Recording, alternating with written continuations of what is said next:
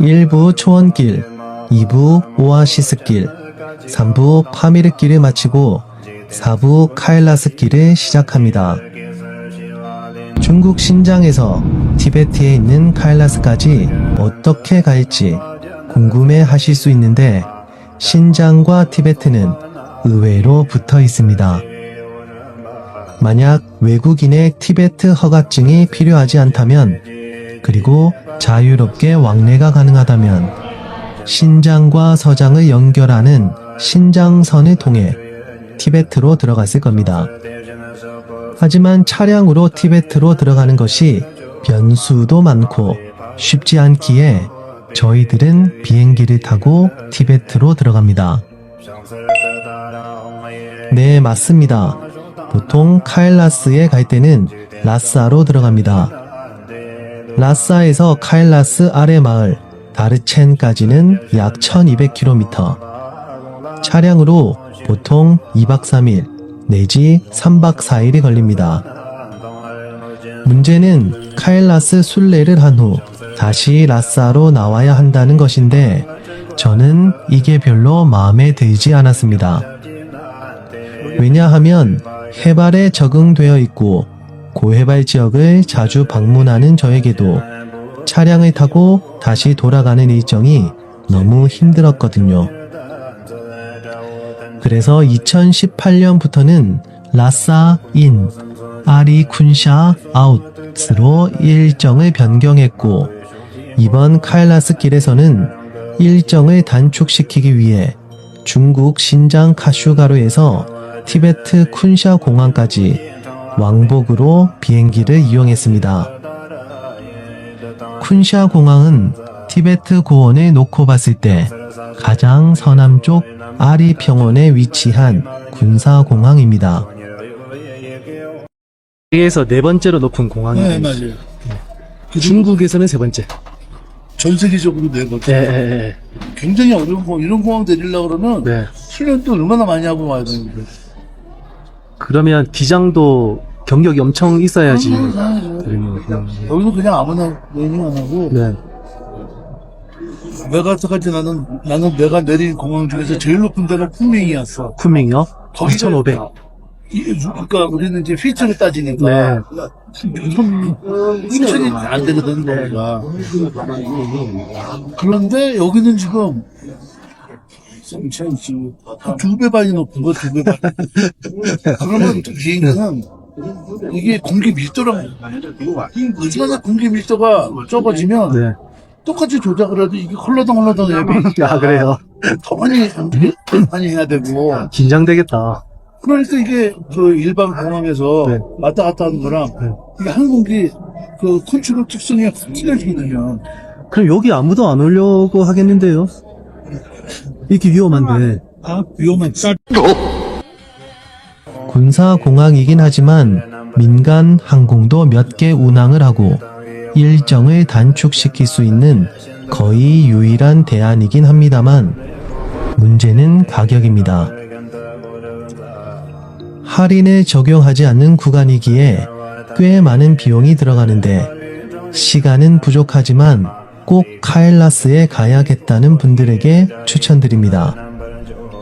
참고로 메이드인 신장에서는 내후년부터는 아리 쿤샤 인, 라싸 아웃 혹은 라싸 인, 아리 쿤샤 아웃으로 진행할 계획입니다.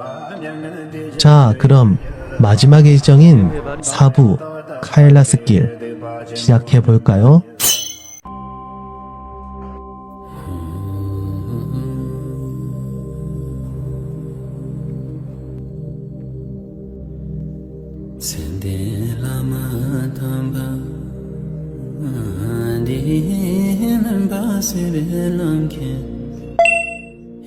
(2013년을) 시작으로 꾸준히 방문했던 카일라스를 코로나 이후 2025년에 처음 방문했습니다. 이 지역은 큰 틀에서는 별다른 변화가 없는 것 같지만 자세히 들여다보면 코로나 이전과는 다른 변화가 있습니다. 여행업에 종사하는 사람으로서 총 4가지로 말씀드리겠습니다. 첫 번째는 대규모 자본 투자로 인한 개발입니다. 카일라스 코라의 베이스 캠프라고 할 수 있는 다르첸 마을뿐만 아니라 카일라스 내부에서도 개발의 붐이 일고 있습니다. 특히 코라 구간의 길 정비는 사람이나 가축뿐만 아니라 자동차의 진입 또한 허용하고 있습니다. 이에 카일라스 코라를 2다리가 아닌 차로 대부분 진행할 수 있는 날이 조만간 올 것 같습니다. 두 번째는 여행 물가 급등입니다. 카일라스 인 아웃 코라의 입장료 징수뿐만 아니라 현지 호텔료, 식비 등의 물가가 많이 올랐습니다. 그 예로 카일라스 인 코라는 150원, 아웃 코라는 180원의 입장료를 징수하고 있고 카일라스 코라 구간 내 침대 하나를 빌리는데도 한화 3만원 이상의 요금이 필요합니다. 또한 외국인인 경우에는 반드시 현지 여행사를 이용해야 하고 기사 및 가이드의 동행이 필수이기 때문에 경제적 부담이 커질 수밖에 없습니다. 이에 반해 인프라나 서비스는 뒤따라가지 못하는 실정이라 거금을 주고 카일라스에 오신 분들은 가성비에서 실망을 할 수도 있겠다는 생각이 듭니다. 세 번째는 엄격한 통제입니다. 저는 중국 신장에서 거주함에도 불구하고 서장 자치구 지역의 통제가 더 심하다고 느낍니다. 어디 가나 외국인 등기와 신고를 해야 하고 티베트에 들어올 때 받은 허가증을 분실할 경우에는 절차가 상당히 복잡해집니다. 코로나 이전에는 티베트 허가증 받는 것이 조금 귀찮았을 뿐 서장 자치구에 들어와서는 그래도 상당 부분 자유를 누렸었는데 서장 자치구 60주년 설립 기념 행사의 영향이라 그런지 불편함이 많습니다. 마지막으로 4번째는 현지인들의 외지인에 대한 태도입니다. 올해부터 인도인의 카일라스 방문을 허가하기 시작했고 외국인 중에는 인도와 네팔 사람들이 대부분을 차지합니다. 그런데 현지 여행사뿐만 아니라 외국인에 대하는 현지 사람들의 태도가 상당히 상업적이라는 느낌을 갖게 합니다. 저희들은 보통 티베탄이라고 하면 종교적 신념이 투철하고 소박하며 신의가 두터울 것 같다고 생각합니다. 하지만 제 경험상으로 티베트 고원 지역 중 서장 자치구의 사람들이 가장 세속적이며 신의가 부족합니다. 앞에서는 오케이, 뒤에서는 나 몰라라 하는 행태에 분노를 터뜨린 적이 한두 번이 아니었거든요. 우주의 중심이라는 카일라스까지 와서 분노를 내보이고 싶진 않지만 일정을 책임지는 입장에서는 답답하고 화가 나는 상황이 많아 다시 이곳을 와야 하는지 자문한 적이 한두 번이 아닙니다. 물론 그럼에도 불구하고 서장 자치구가 쉽게 포기가 되지 않는 건 상기한 이유를 모두 상쇄하고도 남을 자연과 종교적 의미 등이 강력하기 때문이겠죠?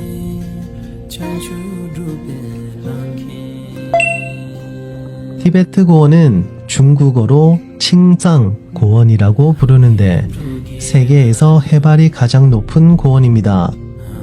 흔히들 세계의 지붕, 북극과 남극에 이은 제3극이라고도 부르며 면적은 250만 평방킬로미터로 대한민국의 25배가 넘습니다. 조금 민감한 주제이긴 하지만 여행 중 티베트의 독립에 대해 이야기하시는 분들이 있습니다.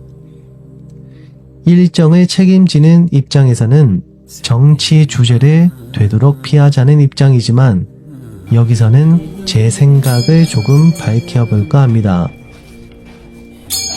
먼저 티베트 고원은 광활한 지역이라 하나의 문화나 하나의 통일된 정치 체제로 보는 것이 맞지 않습니다.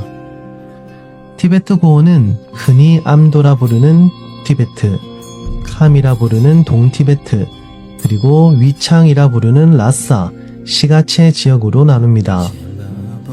이 지역들은 지리적으로나 생업적으로나 문화적으로 차이가 있습니다. 물론 티베트 문자를 공유하고 티베트 불교를 공유한다는 공통점은 있겠으나 이 역시도 지역마다 차이가 있고 자신들에게 유리한지 아닌지에 따라 입장을 달리합니다.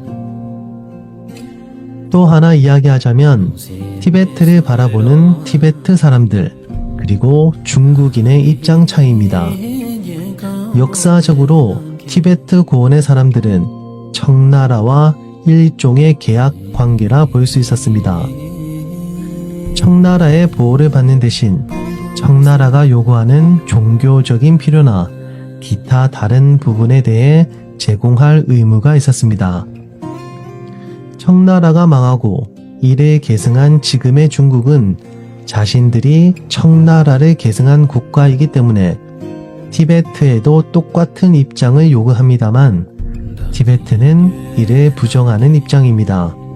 이에 서로 입장 차이가 생길 수밖에 없겠죠. 이는 몽골도 같은 입장이었지만 결과적으로 몽골은 독립을 쟁취했고 티베트는 독립을 쟁취하지 못했습니다.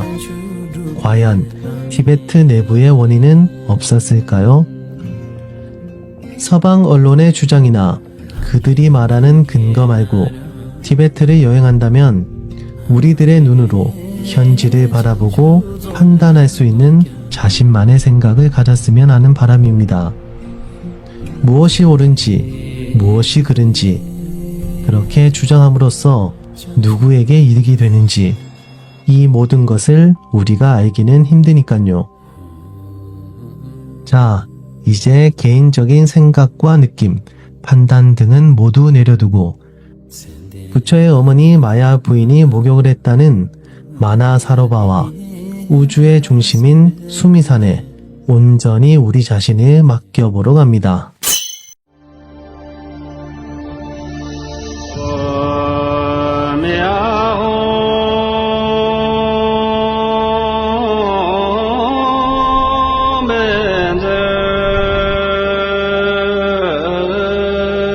티베트의 불교 역사는 크게 두 단계로 나눌 수 있습니다. 첫 번째는 7세기에서 9세기 불교의 유입과 토착 종교인 벤교와의 충돌. 두 번째는 11세기에서 15세기 불교와 티베트 문화의 융합, 티베트 불교의 탄생과 중흥, 그리고 4대 불교 종파의 탄생입니다. 먼저 티베트 불교 역사의 첫 단계인 7세기에서 9세기 중후반부터 살펴보겠습니다. 역사의 시작은 송센간포로부터 시작합니다. 7세기경 최초로 티베트를 통일한 송센간포는 당나라 공주를 왕비로 맞이합니다. 이때 문성 공주는 불상을 가지고 들어오는데 이 불상이 라싸에 있는 대소사에 모셔져 있습니다. 티베트에 불교가 들어온 시기에 대해서는 송센간포 이전, 송센간포 집권 이후 중국과 네팔, 인도 등에서 유입됐다고 하는 두 가지 설이 존재합니다. 확실한 것은 송센간포와 결혼한 네팔의 지존 공주와 당나라 문성 공주 모두 석가모니 불상을 모시고 티베트에 들어왔다는 것입니다. 네팔 공주의 석가모니 8세 등신상은 대소사에, 문성 공주의 석가모니 12세 등신상은 소소사에 모셨고 후에 석가모니 12세 등신상은 대소사에 모셔지게 됩니다. 송센간포는 왕비들의 석가모니 등신상을 모시기 위해 불교 사원을 건립했는데 이로 미루어 송센간포가 불교 유입을 묵인했으며 적어도 불교에 대해 반감을 가지고 있지는 않았던 것으로 보입니다. 송센간포는 티베트를 통일하고 중앙 집권을 위해서는 문자가 필요하다는 것을 자각합니다. 이에 토미 삼보타라고 하는 학자를 인도로 보내 문자를 개발하게 합니다. 동시에 불교의 십선법을 치국과 백성 교화의 근본 이념으로 삼았다고 전해집니다. 사실이라면 송생간포는 불교를 통치 지배의 이념으로 삼으려고 했던 것 같습니다. 이처럼 불교가 티베트에 유입됐지만 종교 세력으로 바로 발전했다고는 볼 수 없습니다. 티베트의 토번 정권은 토착 종교인 벤교를 믿는 대신들의 수중에 있었기 때문입니다. 650년 송센간포가 사망하고 약 50여 년이 흐른 후 티대 조찬이 왕위에 오릅니다. 그리고 당나라의 또 다른 공주인 금성공주가 티베트로 시집오게 됩니다. 금성공주 역시 독실한 불교 신자로 추정되며 문성공주의 석가모니 12세 등신상은 이때 대소사로 옮겨 모셔집니다. 이때부터 티대 조찬의 불교 중시는 벤교를 믿는 대신들의 반감을 야기했고 755년 티대 조찬은 벤교 대신들에 의해 암살을 당하게 됩니다. 왕권을 대표하는 불교와 신권을 대표하는 벤교의 충돌이 표면적으로 드러나기 시작한 것입니다. 이후 티대 조찬의 아들인 티송 대첸이 왕위를 물려받게 되지만 정권을 장악하고 있던 대신들은 티베트 역사상 처음으로 불교를 탄압하는 정책을 시행합니다. 전해지는 바에 따르면 이때 대소사는 도살장으로 바뀌었고 문성공주의 석가모니 불상은 땅에 묻혔다고 합니다. 하지만 티송 대첸이 정권을 쟁취한 후 이런 불교 탄압 정책은 다시금 반격을 당하게 됩니다. 티송 대첸은 불교 도입의 뜻을 두고 인도에 이름난 학자를 초대하는데 바로 파드마 삼바바와 산타 라크시타입니다. 산타 라크시타는 티베트인들에게 계를 내리는 역할을 했고 파드마 삼바바는 티베트 지역에 불교를 뿌리내리기 위해 파괴적이고 부정적인 세력을 잠재웁니다. 여기서 파괴적이고 부정적인 세력은 토착 종교인 벤교를 말합니다. 왕권과 신권, 불교와 벤교의 충돌은 불교로 대표되는 왕권의 승리로 매듭지어집니다. 파드마 삼바바에 대해 좀 더 설명을 덧붙이자면 그는 티베트에서 처음으로 밀법의 가르침을 수립했다고 전해지는데 성적인 요가와 같은 수행 방법이 포함됩니다. 이런 수행 방법을 티베트 사람들은 은유적인 수행 방법 중 하나로 미공개적인 교의와 의례를 전수하는 밀교 형태라 생각합니다. 티베트 불교 사찰을 방문하면 눈을 부릅뜨고 멋진 코스염에 칼을 들고 있는 불상을 볼 수 있는데 파드마 삼바바를 묘사한 불상입니다. 계속해서 송생간포의 증손자인 티송 대체는 인도뿐만 아니라 당나라에서도 고승을 초청합니다. 대표적인 인물이 마하연인데 그는 티베트에서 11년 동안 불법 강론을 했으며 구부의 경론을 집술했다고 전해집니다. 티베트에서 불교가 부흥하기 시작하자 인도 종파와 중국 종파 사이에 쟁론이 일기 시작합니다. 이에 티송 대체는 두 종파에게 토론을 벌이게 했고 2년 동안의 공개 토론 끝에 티송 대첸이 인도 종파에 손을 들어주면서 티베트는 인도 불교가 주류가 됩니다. 티베트에서 불교가 뿌리내리는 과정과 동시에 토번 왕국은 대외로 세력을 팽창하기 시작합니다. 763년 티송 대체는 안녹산의 난으로 혼란한 당의 영역에 10만에서 20만으로 추정되는 군대를 보내 장안을 함락시킵니다. 당시 장안은 높이 12m, 두께 18m인 성벽이 면적 84제곱킬로미터 도시를 둘러싸고 있었는데 당시 세계에서 가장 큰 도시 중 하나였습니다. 티송 대체는 이런 세계적인 도시를 점령하고 유린해버린 것입니다. 동시에 중국 역사상 거의 유일하게 꼭두각시 왕을 앉혀놓은 후 매년 비단 5만 피를 티베트에 바칠 것을 협정 조인하고 보름 후에 물러납니다. 티송 대첸 사후 그의 아들인 무니첸포 그리고 손자인 티데 송센, 티랄 파첸까지 이때 티베트 전 지역에 불교가 뿌리 내립니다. 더불어 송센 간포와 티송 대첸 그리고 티랄 파첸은 불교를 수호한 3대 조 혹은 3대 왕이라 추앙됩니다. 티베트 토번 정권은 강력한 중앙 집권을 위해 통일된 티베트 문자의 필요성을 느꼈습니다. 그러다 불교가 티베트 전 지역에 뿌리 내리게 되자 창제된 티베트 문자와 함께 번역된 불법이 티베트 전역에 퍼집니다.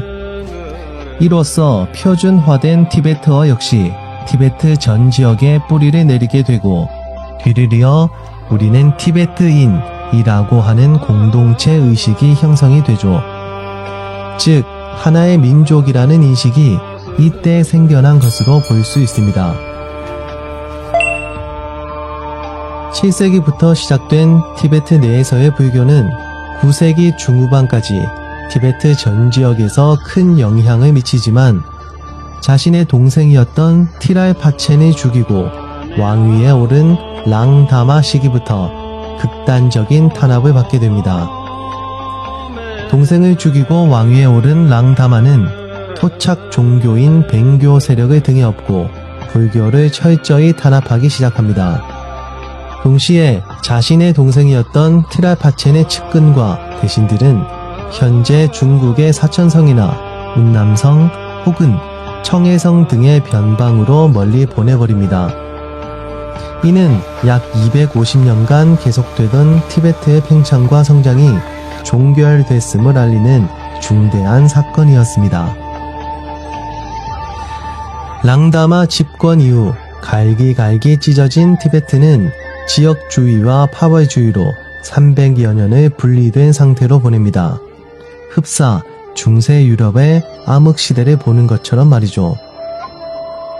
랑다마의 탄압 아래 티베트 불교는 반세기가량 명맥이 끊기게 되고 티베트 권력층도 구심점을 잃고 흩어지는데 일부 후손들은 티베트 서부 아리 지역으로 이주해 새로운 나라를 세우기도 합니다.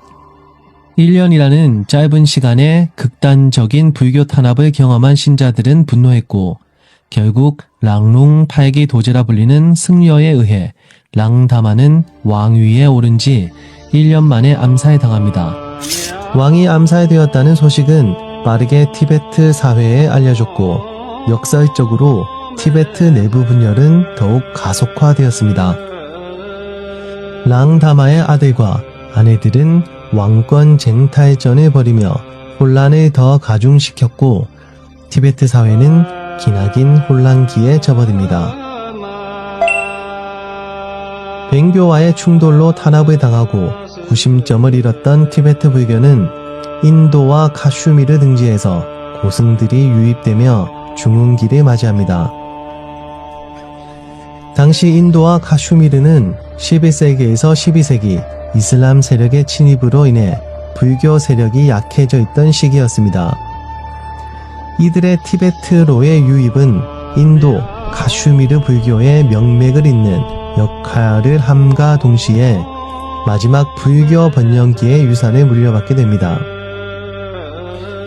인도의 유산을 이어받은 티베트 불교는 티베트 문화와 융합되기 시작했고 교리와 수행 방법에 따라 여러 불교 종파가 탄생하게 됩니다.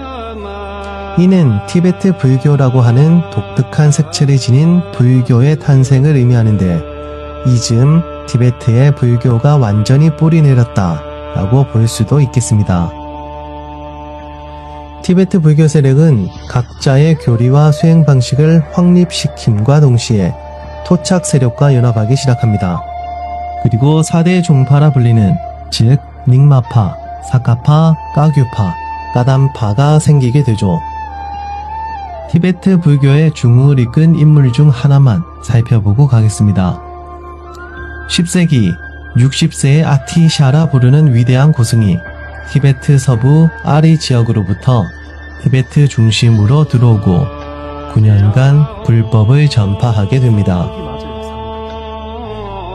위대한 고승 아티샤를 티베트로 모셔오기 위한 이야기가 전해지는데 함께 들어보겠습니다. 10세기가 시작돼 무렵 티베트 서부 아리 지역에 라라마 에셰오드라는 왕이 있었다고 합니다. 그는 송센간포의 후손으로 랑다마 시기의 혼란에 피해 아리 지역으로 이주했다고 전해집니다. 왕은 티베트 불교의 중흥을 위해 다방면으로 노력하던 중 인도의 위대한 스승 아티샤에 대한 이야기를 듣게 됩니다.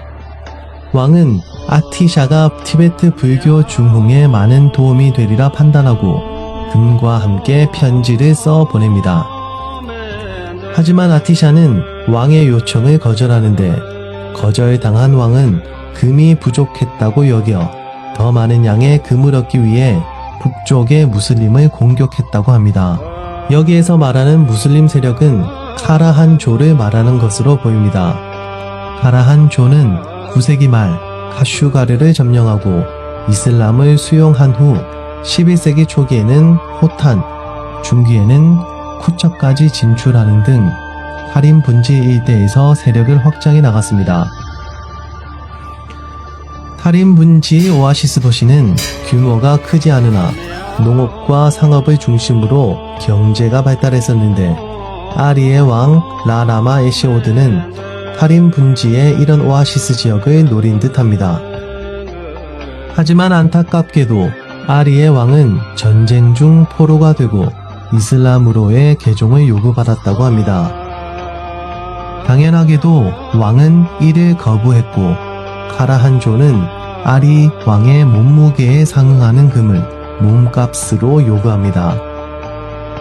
왕의 젊은 조카는 몸값을 지불하기 위해 많은 금을 가지고 찾아가지만 금은 충분하지 않았다고 합니다. 그때 감옥에서 만난 아리의 왕은 젊은 조카에게 내 목숨은 중요하지 않다.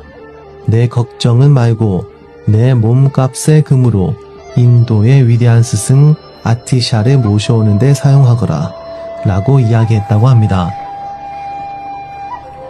후에 아리의 왕 라라마 에시오드는 목이 잘렸고 목이 없는 그의 몸은 염장된 채 포탈라궁에 보존되었다고 합니다. 아리 왕의 희생 덕분이었을까요? 인도의 위대한 스승인 아티샤가 드디어 티베트에 들어오게 되고 아리 왕의 바램대로 티베트에서의 불교는 중흥을 맞이합니다. 그리고 앞서 밝혔듯 11세기 이후 티베트에서는 대표적인 4대 불교 종파가 성립되는데 11세기부터 이러한 불교 종파들은 현지 토착 세력의 후원을 받으면서 사원을 건립하고 신도를 늘리는 등 외적으로 크게 성장을 합니다.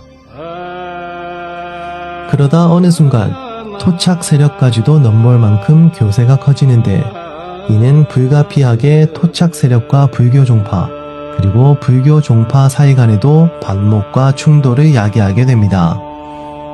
각 종파들은 우위를 점하기 위해 외부 세력의 힘을 빌리는데 대표적인 세력이 바로 몽골과 중원 왕조의 군대입니다. 정리하면 외세의 힘으로 티베트 고원을 통일하려고 했던 업이 여기서부터 싹튼 것이라 볼 수 있겠죠.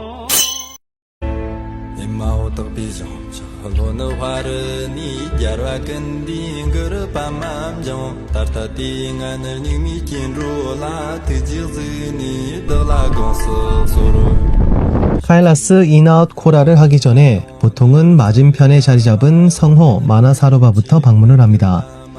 순서는 상관이 없지만 카일라스 아웃 코라의 최고 해발이 약 5,600m, 마나사로바의 해발이 4,530m이기에 해발 적응도 할 겸 하이라이트인 카일라스 코라를 뒤로 안배도 할 겸 겸사겸사 호수부터 방문합니다.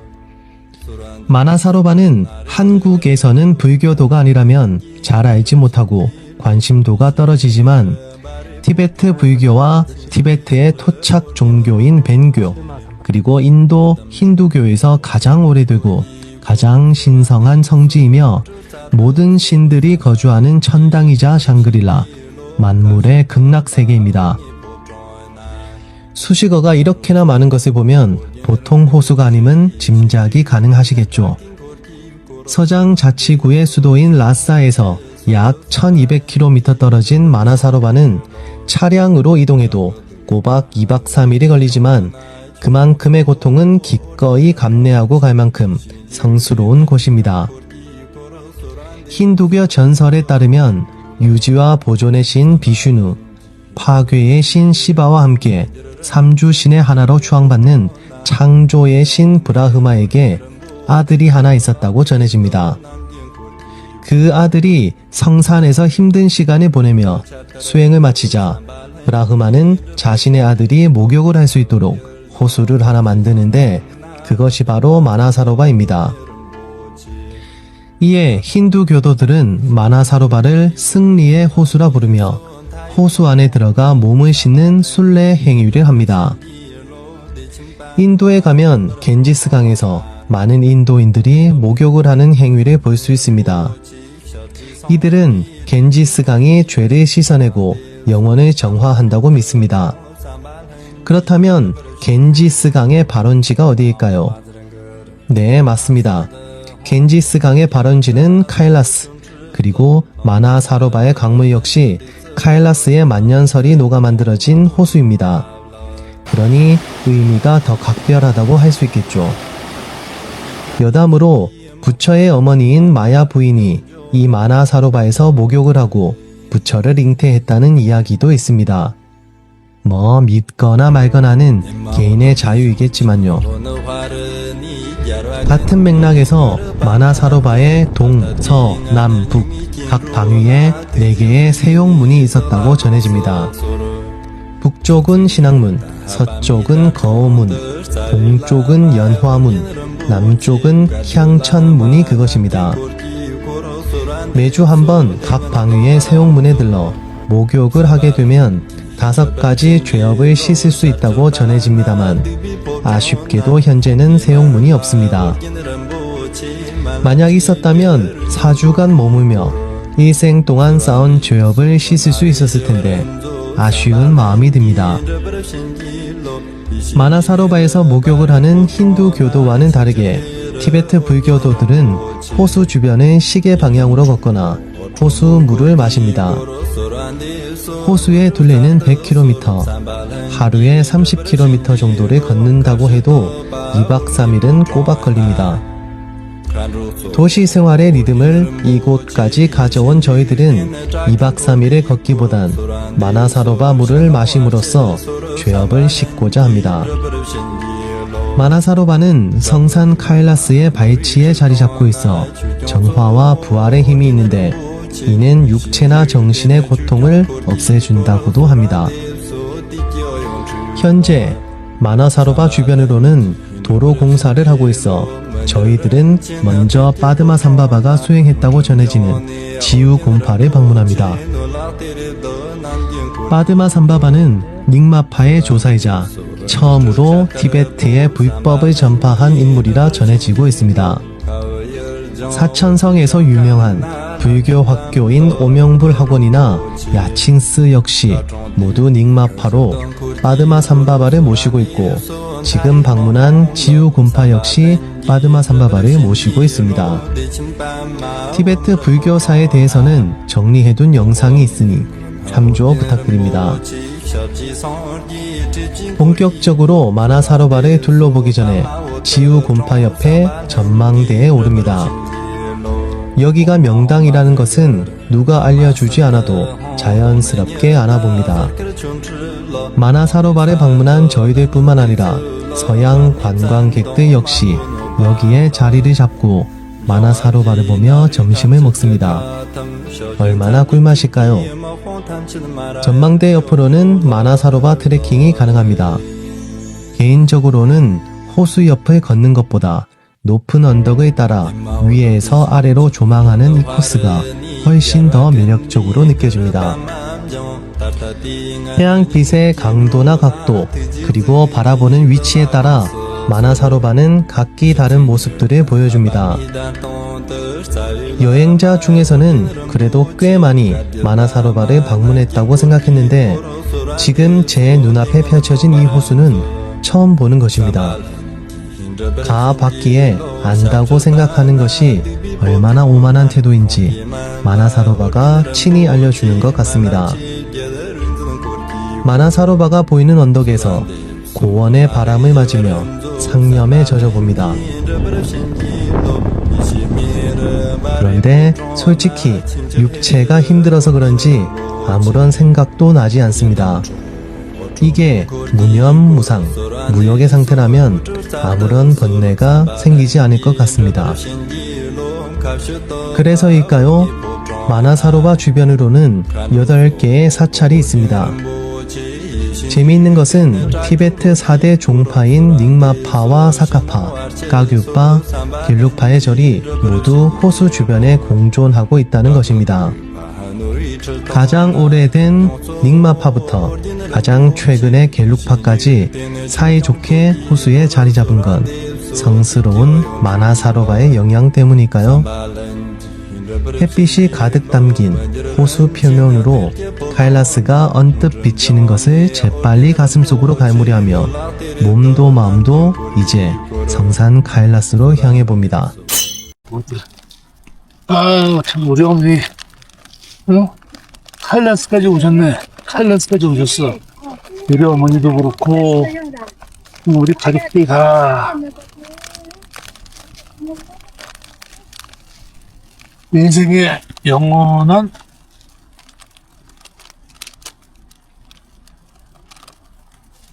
하고 싶은 대로, 산땅상 오늘투 이모싱리칸 카일라스에 그것도 인크에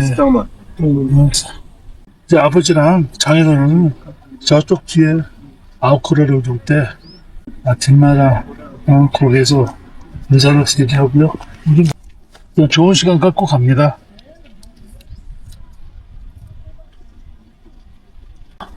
저 안쪽에다 버리고 간 거지.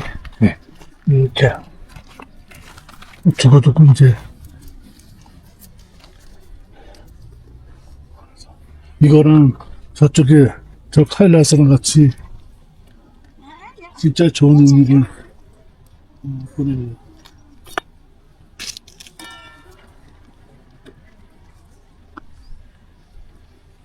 자 이제 갈게요. 他会撞吗?对对对， 어. 这个小的会撞，这个 조심하세요. 이 박치기 한대요. 가까이 해가지고. 小心一点，这个山也会撞。 박치기 한대. 오, 요. 빛이 好大哟. 어.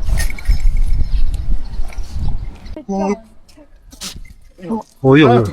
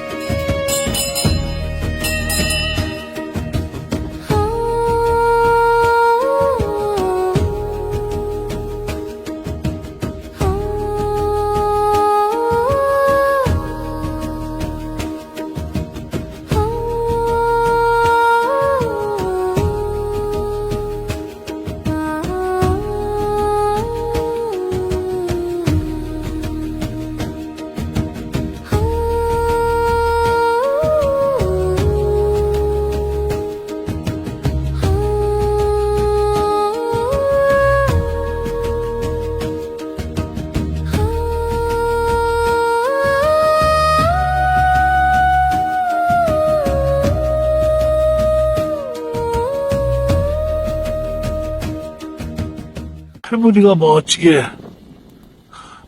멋지게 피었습니다.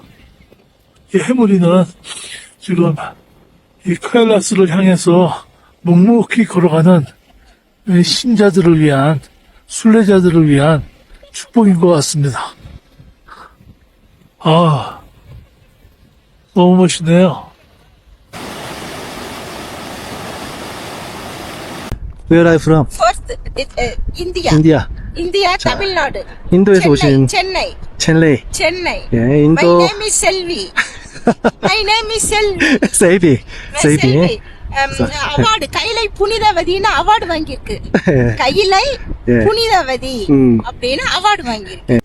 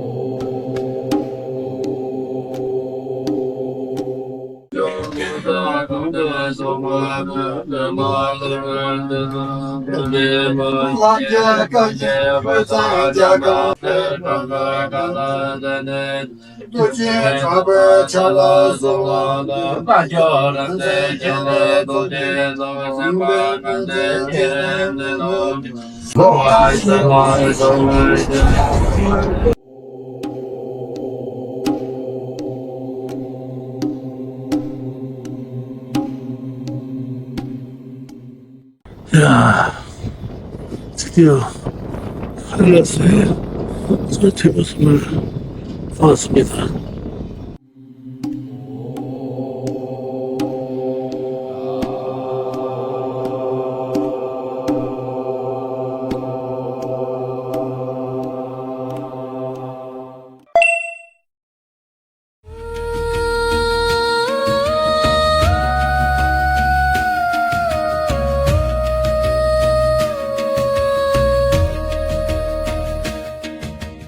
전체적으로 나의 옆과 뒷모습을 이런 데서 이렇게 했다는 거를 찍어줘. 네.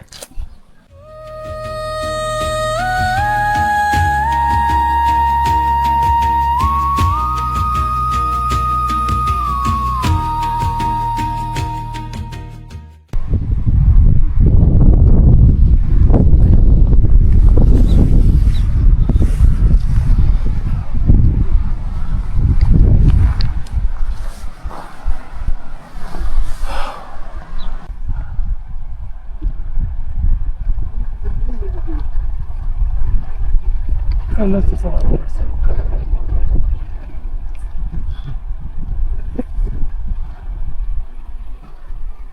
지구의 배꼽이자 우주의 중심, 위에서는 수미산, 힌두교에서는 메르산이라는 스스러운 수미산의 아버님과 장인어른을 모셨습니다. 굉장히 의미가 있는 그러한 장소이고 앞으로도 더욱더 오래도록 이 지구의 중심에 남으셔서 지금까지 헤어졌던 것처럼 저희들 모두 잘 보살펴 주시고 이곳에서 계속 건강왕생 평화를 누릴 수 있도록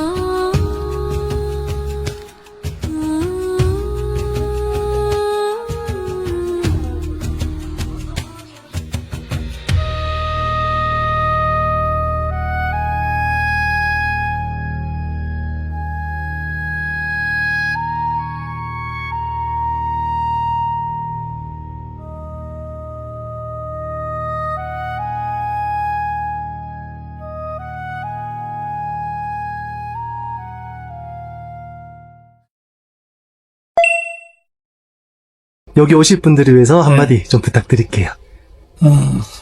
벌써 22일간 진짜 환상의 그 여정을 마치면서 저는 드릴 말씀이 너무 많죠. 그렇지만 이거 하나만 남기고 싶습니다. 좀 걱정이 됩니다. 저의 내년서부터 시작되는 저의 그 세계 일주를 위한 여정을 전편에서도 말씀드린 것처럼 내 차로 직접 할 수 없어서 중국을 이렇게 문상현 씨랑 같이 왔는데 이제 세계 일주 필요 없는데요. 이게 걱정입니다. 더 이상 갈 데가 없습니다. 제가 그동안에 살면서 간간히 전 세계 여러 군데를 다니면서 많은 것을 봐왔는데 이 신장에 모든 게 다 있습니다. 모든 게 신장에 다 있고 이 중국 서부에 모든 것들이 지구의 모든 자연현상, 인문학 이런 것들이 완전히 다 녹아있고 이 중국 하나에 모든 것이 다 있는데 특히나 이 신장 이쪽은 정말 대단했습니다. 앞으로 제가 여기로 왔는데 세계 일주를 하면서 또 뭘 볼까? 더 이상 볼 게 없기 때문에 그게 걱정이고 내년에 떠날 때는 이제 이런 자연환경이나 이런 인문학, 역사 이런 거에 관련해서보다는 전 세계 사람들이 살아가는 일상생활, 현지인처럼 살면서 일상생활을 같이 공유를 하고 경험을 하면서 그 외에 이 신장 외에 더 멋진 곳을 이 지구상에서 찾아보기는 힘들 것 같습니다. 참 걱정입니다. 이래서 이걸로 마치겠습니다.